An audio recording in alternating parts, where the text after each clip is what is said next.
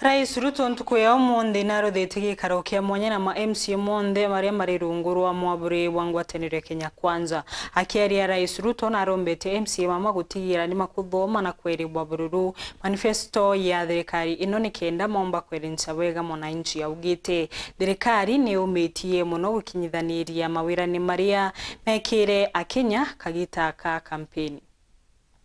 That is the way it should always be. RAIS William RUTO na shemaniti na ma MCA monde mamathuritwe rungu rwa mwaburi wa Kenya Kwanza garuni ya RAIS muci munene wa Nairobi. Akiaria na uriti amemba mama kwirutaniria ni kenda gutigira ni magutethereria thirikari ino gukinyithaniria manifesto yayo nontu ni uwira mabetwe ni mwananchi. Na sisi wote kuanzia MCA mpaka mimi na wale wengine wote tumechaguliwa hapa katikati na kuteuliwa. Sisi ndio leadership ya Republic of Kenya. Ndio. Na jukumu ya kupeleka Kenya mbele imewekwa na ni kwa mapenzi ya Mungu imewekwa juu yetu. Na mimi nimewaeleza pale mbeleni, hakuna kiongozi anachaguliwa kwa bahati mbaya. Tusaidie on laws on alcohol to be able to regulate what is happening in the counties. Sadly, most of our governors and the CECs have licensed almost everybody in the counties, making life almost impossible for our people, isn't it?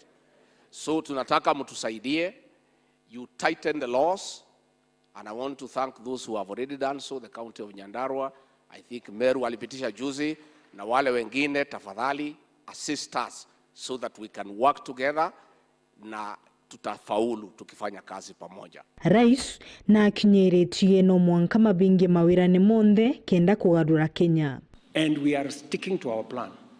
And it is because tunataka kubadilisha siasa ya Kenya. Pale nyuma, it was fashionable kusema maneno ambayo you don't believe in. Ukishapata nafasi ya uongozi unaenda unasahau, alafu unarudi tena unakuja kusema mambo mengine. What we are going to do this time round, we are going to implement our manifesto to the letter. Because hatukwenda kwa wananchi kwenda kuwadanganya, and I promise you we are going to change Kenya. Hii Kenya itabadilika. Thirikari ina mirandi mwanya iria ibangirite kugarura miturire ya Kenya, tamboreo ya maguri mandikire arimi, utungata wa ugima wa mwiri umwega kiria Kenya, waki wa nyumba cia bei ya nthi, gushwira mbeu imbithi wira cia kuruta na mauntu mangi mengi. Panga ajira ya vijana wetu kupitia kwa program ya housing.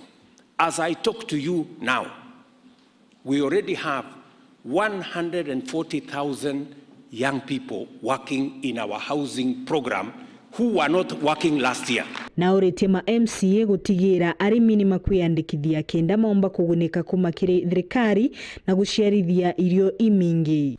We are invested in making sure that we grow as much food as possible.